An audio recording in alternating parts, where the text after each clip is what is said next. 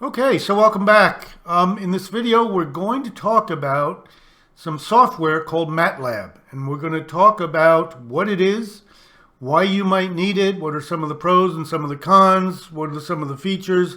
We're going to go through and do some simple stuff in Matlab and kind of compare it to other ways to get the same task completed, and hopefully give you a better idea of what it is and how you might use it and whether or not you might need it. So what is Matlab? Well, here is, I've just opened up Matlab, and this is kind of the basic interface with Matlab. And you can see it's got three windows here. It's got the standard title bar, and you've got this main window, which is called a command window. And that might give you a bit of a hint that, we're going to be doing some command line stuff here. And I've got my current folder. I've got 4 files in my Windows folder, D documents. And this is called Matlab Demo, and it gives you a list of what the files are. And then here is a workspace where you can keep variable values so you can access them. So this is the basic, simple interface with Matlab. Now, that being said, there is a whole lot more to Matlab, and we're going to talk about that, but this is just the main interface. Now, Matlab is, at its core, you can see the command line is an important part of this. At its core, it is a command line based software programming language. That's what Matlab is. It's a programming language kind of like C or C# or C++ or Java or Perl, but it's different, right? It is a programming language that you access via command line that is different from other programming languages. And it was developed starting back in the 70s by a company called MathWorks. And as you can see from their website, MathWorks has a number of products, and Matlab is one of their primary products. And of course, they talk about it's used for artificial intelligence, deep learning. I know a lot of people get all giggly and excited now about AI and deep learning and robots and that kind of thing. So they're big into that, but they do a lot of other stuff. System design and simulation, wireless communications, power electronics controls. It is an incredibly detailed and advanced piece of software for anybody in the engineering and scientific and research community. So now let's take a look at a bit of the history of Matlab, and that might give you a better idea about what it is and what the capabilities are. So Matlab was developed starting back in the 1970s by a university professor who was working in the world, as some of us remember, of Fortran and those kind of languages, and wanted to develop something for students that was more engineering and scientific based and was based on matrices. And that's really where the name Matlab came from. It's called Matrix Laboratory, or Matlab, all right? So the core of this is a command line software language, programming language, that is based at its core on matrices. And you will see as you start to work with Matlab, you're going to be doing a lot of command line matrix-based analysis and programming. Now, it's proprietary because it was developed by MathWorks, and it's not like C or C++ or C# where you can just develop applications. This is all controlled by MathWorks, and for many users, you must have Matlab installed in order to use the Matlab code. And Matlab costs money, right?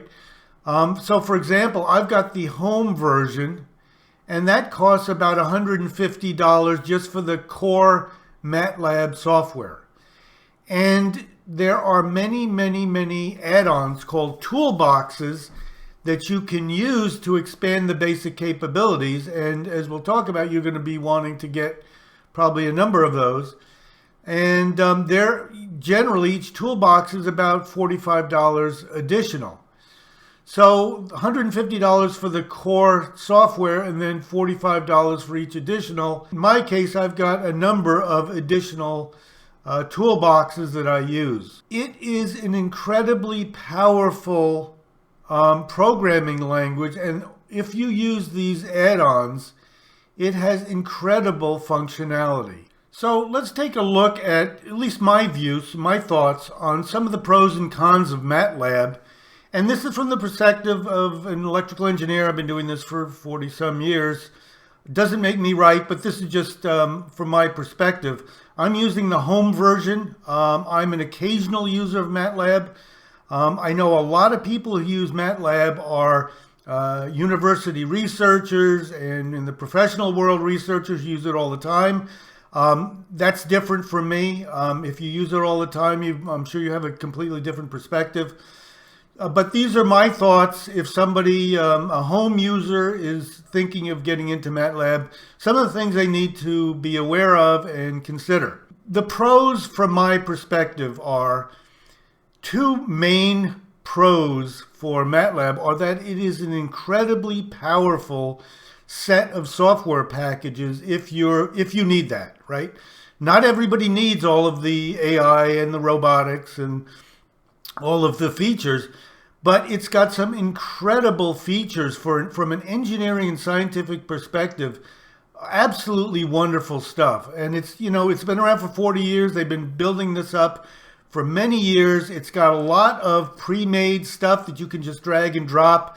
Now, for me, the biggest benefit of Matlab is a toolbox, or a set of toolboxes called Simulink and Simscape. Basically, they allow you to drag and drop modules or little boxes onto a graphical user interface, connect them up and do simulations of physical, mechanical, electrical, real-world stuff that is absolutely amazing. So, for example, if you want to simulate a real-world control system, like a machine control system, you can drag and drop the boxes, hook them up, look at, drag a oscilloscope box and look at the output. Absolutely incredible stuff. And to me, that is the main benefit of Matlab. The cons, well, as we mentioned before, this is a proprietary command line-based programming language. And for those of us who started out in the 70s working with command line-based software, I personally have had enough of the command line-based. I like graphical user interface. So I'm not a big fan of this command line-based stuff. If you use it every day, it becomes intuitive, then that's fine. But I prefer, dragging and dropping and making C# user interfaces to do engineering stuff. The next one is it's kind of counterintuitive for occasional users. I've been doing software development for many years. I've been doing engineering for many years. Even with that, you'll spend hours searching for how to do stuff. It is like any other programming language, but it's very different. The syntax is different. It's not very intuitive. So, you're going to spend a lot of time searching for how to do stuff. And a lot of times, you'll find out answers from 6 years ago or 10 years ago that no longer applies. So there's a lot of stuff on the web. There's a lot of information. How useful it is depends. So I find it's kind of frustrating, and we're going to talk about that. Another thing is you can't, on the home version, from what I've seen, you cannot make a standalone desktop app like you can do in like Visual Studio or whatever. Because the Matlab compiler is not available for the home version. If you're spending thousands of dollars on a more professional version, you can develop standalone applications. With the home version, from what I've seen, you have to fire up Matlab and run it in Matlab. Okay, if you develop an application, which you can do, you have to use Matlab. So kind of frustrating. And another thing that I've found is you always need yet another $45 Toolbox add-on to get things done. Matlab has some basic functionality, but for example, if you want to do signal processing, or you want to do controls, you want to do Simulink, doing control system modeling, there are many, many toolboxes that are available, but in my experience, I run up against I want to do something that I think is fairly simple. Oh, you need a toolbox for that, and that's another $45. So, and also I found that, over the years, they are constantly revising and deprecating features. So for example, just to read a simple CSV file, there's different ways to do it, and some methods that you might think are intuitive are deprecated, and they point you to other methods. So kind of confusing. And another thing is I've got the home version, and it's kind of difficult to find what features are available and what aren't available. It seems to be almost hidden intentionally. So, can I do this? Can I write applications? That kind of stuff seems kind of difficult to find. And in general, it seems very difficult to find how to do stuff. Part of that is because there's so many features available. And another thing I find is this is what's called an inferred typed language. So you can assign a variable like a equals 5, and it infers that a is an integer. And you don't have to declare their type. So if you're looking through code, you've got all these variables, and it's hard to figure out what kind of variable it is. So to me personally, I find that to be maybe user-friendly, but for me, it's not very friendly because it's kind of confusing. You always have to find out, well, what is this? Is this an array? Is this an integer? What is this? So, and then the toolboxes, the $45 toolboxes have some challenges. You buy these toolboxes and then you think you're doing something that's fairly simple. Well, it doesn't work like you expect. So for example, you might buy the data acquisition toolbox and think that, okay, I can hook up my device, my oscilloscope, my data acquisition device, and it will work. Well, the data acquisition toolbox only works with certain manufacturers and certain devices. So I found out that a couple of my devices, I can't get to work without a whole lot of additional code, and the data acquisition toolbox really isn't helping me. And that applies for the other toolboxes. They're not, you might think it would make it into a drag and drop thing, and we're going to talk about, maybe not. So again, this is my basic thoughts on pros and cons. Again, depending on your usage, it might be different. Okay, so let's look at a real-world example of what is required to do an engineering task, and we're going to look at some data acquisition stuff and see what's required to do it in Matlab versus some other ways you can do it. Now, what I'm going to do is something that I tend to do often, which is to grab data from a bench test or from some real-world data acquisition device or an oscilloscope, grab that data, and then I want to analyze it somehow. I want to look at the frequency components, or I want to look at the timing or the values or whatever I want to do. I want to analyze that data. So let's take an example of a trace that I've got on an oscilloscope, and I want to grab that data and I want to analyze it. Normally, if I didn't have like Matlab, I would take my oscilloscope, I would save the trace as a CSV file on a USB stick, and I showed how to do that in a previous video for a Rigol scope. And I would save that as a CSV file, and I would bring that into, for example, Excel and plot it, or I would bring it into a C# application. So let's take a look. I've got a CSV file, so I'm going to take this, and with Excel, the nice thing is I can just drag and drop, and there is my scope trace with time and voltage values. So if I want to chart this, I just select both, insert, chart, XY scatter, okay, and there I've got my plot from my oscilloscope. So it's very simple, and I've got a magnitude, a voltage value versus time, and this goes up to 0.12 seconds, and you can see my sine wave, and it's offset by about 2.5 volts, and there you go. So very simple to do this in something like Excel. How would I do that in Matlab? Well, we talked about how it's got some toolboxes, and one of the toolboxes I think I mentioned was the data acquisition toolbox. So you might think to yourself, well, if I get a data acquisition toolbox, then maybe I can just hook up my scope to the network or to a USB input, and I can grab it automatically and bring it into MATLAB and work on it. So it would be very simple. Well, that comes to one of the difficulties I mentioned. My scope is not supported by the $45 data acquisition toolbox in MATLAB. All right. So yes, you can do it, but then you got to go through and you got to do some special code. So it's not as easy as dragging and dropping a CSV, right? So you might get a little bit frustrated by not being able to use a $45 data acquisition toolbox solely because you don't have the right type of device. You would think that with a industry standard interface that you could do it. Anyway, so let me drag and drop it into MATLAB.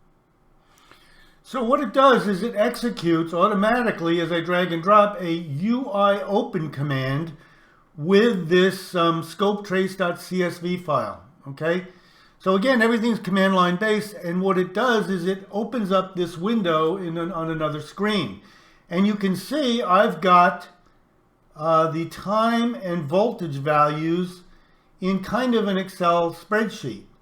So nice. So it's all done, right? Well, no, it's not all done. So what I'm going to do is I'm going to expand these, and I am going to rename these as time and volts.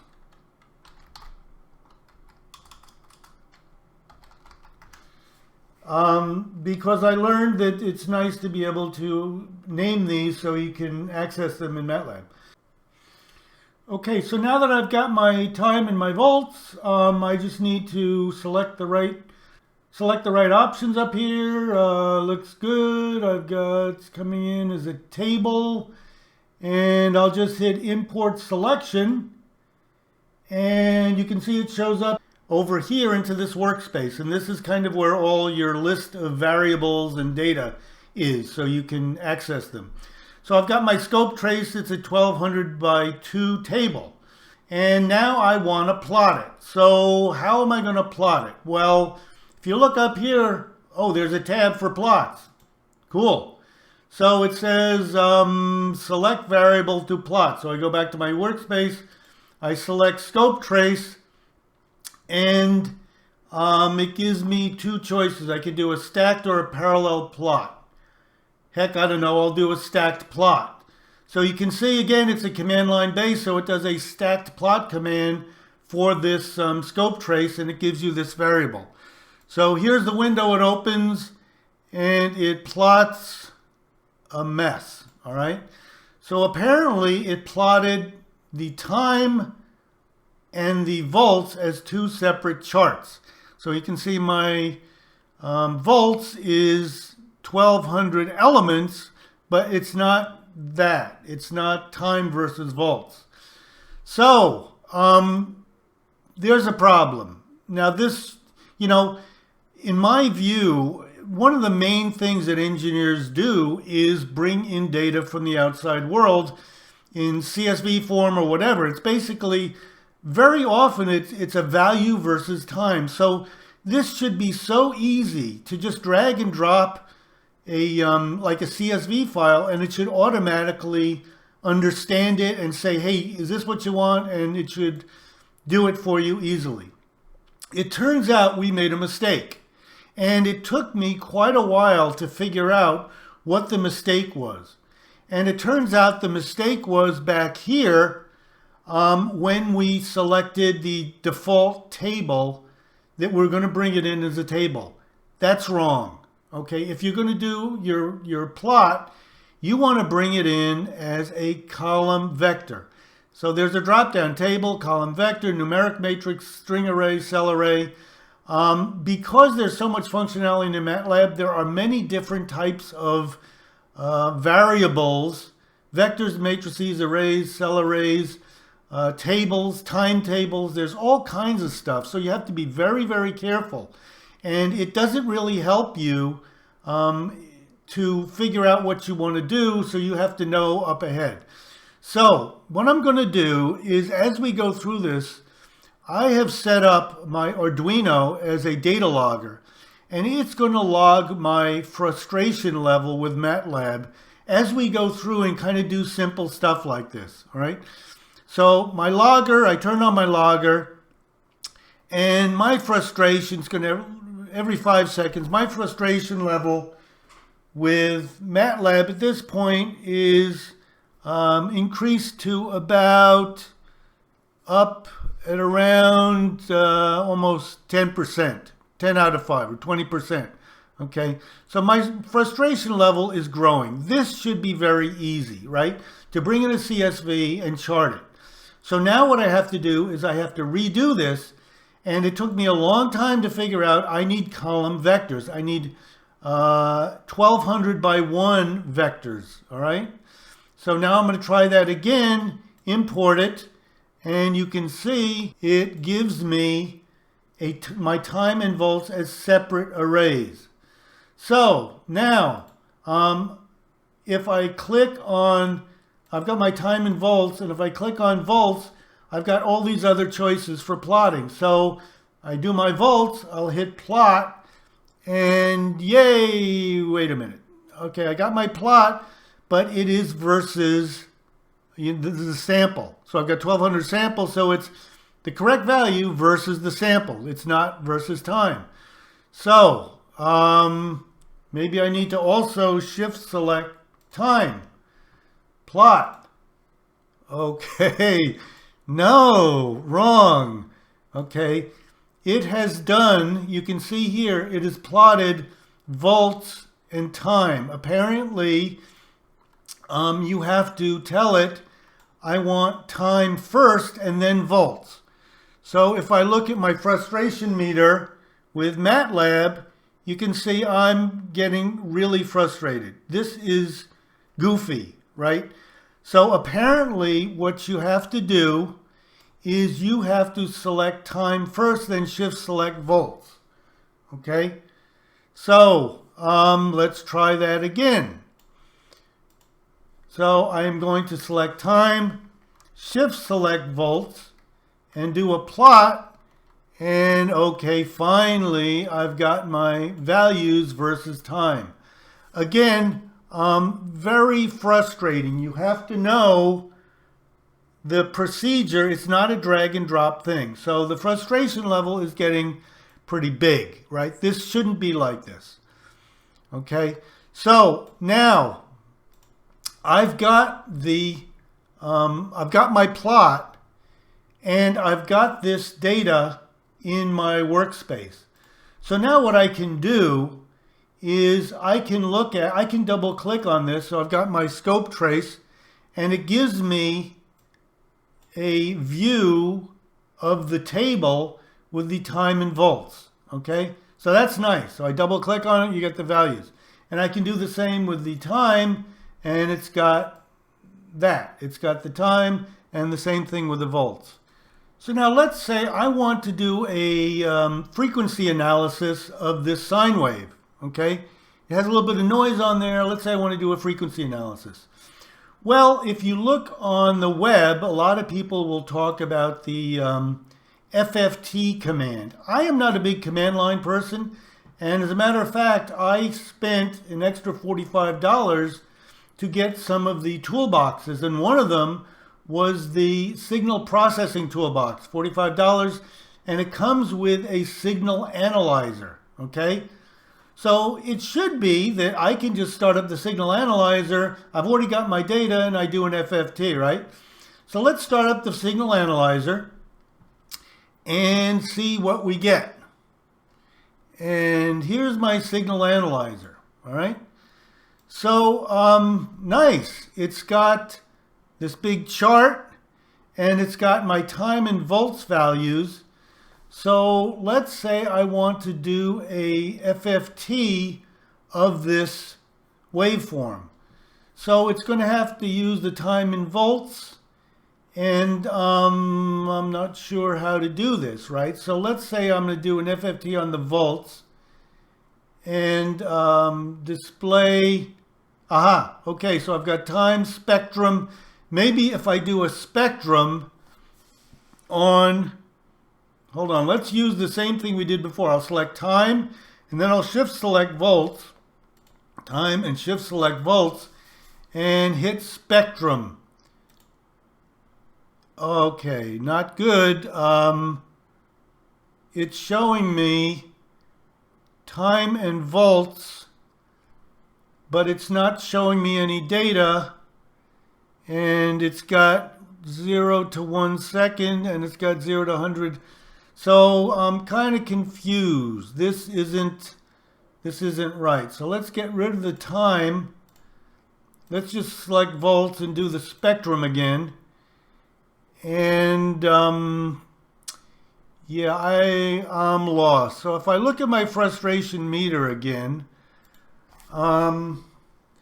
let's look at the frustration meter, because that's really gives an idea of how bad this is. You know, this is wrong. You know, no matter how you slice it, I should be able to do an FFT really quickly on a simple CSV file.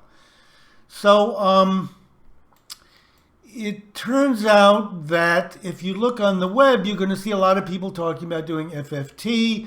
And there's, you know, maybe 10 or 15 lines of code you need to do in FFT and get it in the right format so you can look at. You can do a single-ended, double-ended, but I just want to know what the frequency is in my waveform. So again, I'm way up. I'm almost at the maximum frustration. You know, you spend some money on a spectrum analysis software, it should do that, all right? So analyzer, I don't know what this is. Time, units, wait a minute, samples, it's in samples. No, I want it in time.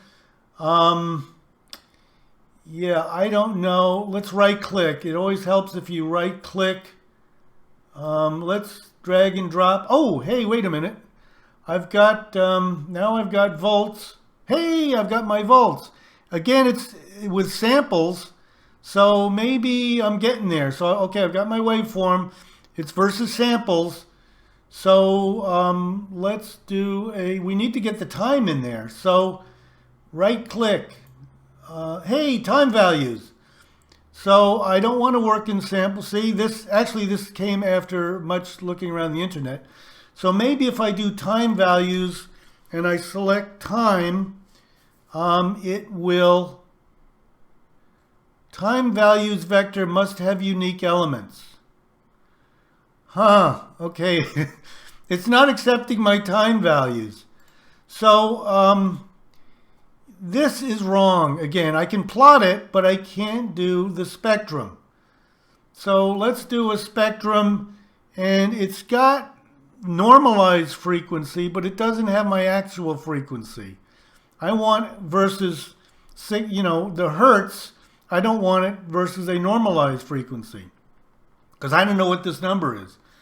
So again, time values, add time values. Why doesn't it accept my time values?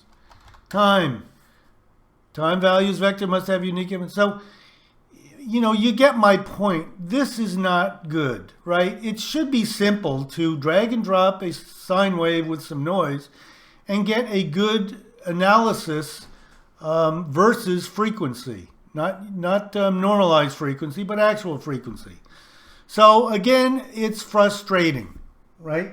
That's my take on MATLAB. It's frustrating, right? We're up at maximum frustration, especially after you buy a specialized toolbox. So I think you get my point. It can be, you know, especially if you're not a daily user of MATLAB, it can get kind of counterintuitive and frustrating. Now, if you use it every day, you'll say, oh, well, yeah, you just need to select this and that and that. You know, you figured it out. But for those of us who are occasional users, it can be very frustrating. So just keep that in mind. If you're willing to go through and go through those learning hurdles, that's fine. For me, it's so much easier to just do this in like C#. I've already got libraries. There's libraries out there. I can just drag and drop stuff, make my own UI, and I'm good to go. Now, that being said, what do I think are the real benefits? Well, this right here to me is a huge benefit of Matlab, and that is the extra $45 toolbox called Simulink. And as you can guess from the name, it's for simulations. For doing real-world simulations of real-world equipment. It is unbelievable. And they also have another $45 edition is called SimScape, which does more physical-based simulations, and SimScape Electrical, which does electrical-based, like if you have electrical components. And we'll take a look at some that can be very useful. Here's some of the documented examples of Simulink. And if you go through, you can see there are just tons and tons and tons. Hydraulic similar, thermal model of a house, friction with hard stops. It's unbelievable the stuff you can do. Physical analysis, bouncing ball, engine timing, a vehicle electrical system, automatic climate control systems. Absolutely amazing, the stuff that you can just drag and drop into the simulation, and at least it will start you out with, a 90% model, and you can tweak it for your own particular usage. So what I'm going to do is I'm going to give you just an example of one that that I have done. And it is for a photovoltaic array feeding into an electrical system, all right? And I got an example model and modified that.